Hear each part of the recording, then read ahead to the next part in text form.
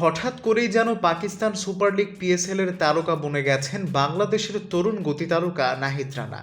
একটা মাত্র ম্যাচ খেলানোর জন্য নাহিদকে বাংলাদেশ থেকে উড়িয়ে নিয়ে যাওয়া হয়েছে পাকিস্তানে, সেটাও বাংলাদেশ ক্রিকেট বোর্ডকে অনুরোধ করে। বয়সটা তার মাত্র 23।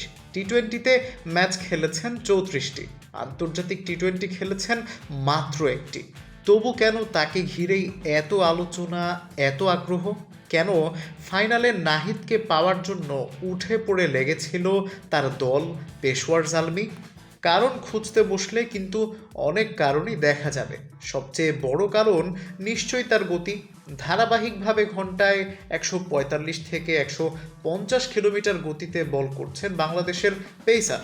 পিএসএলে এমন গতিময় বোলার আর কেউ নেই, এমনকি বিশ্ব ক্রিকেটেও বর্তমানে এমন গতির বোলার তেমন একটা নেই।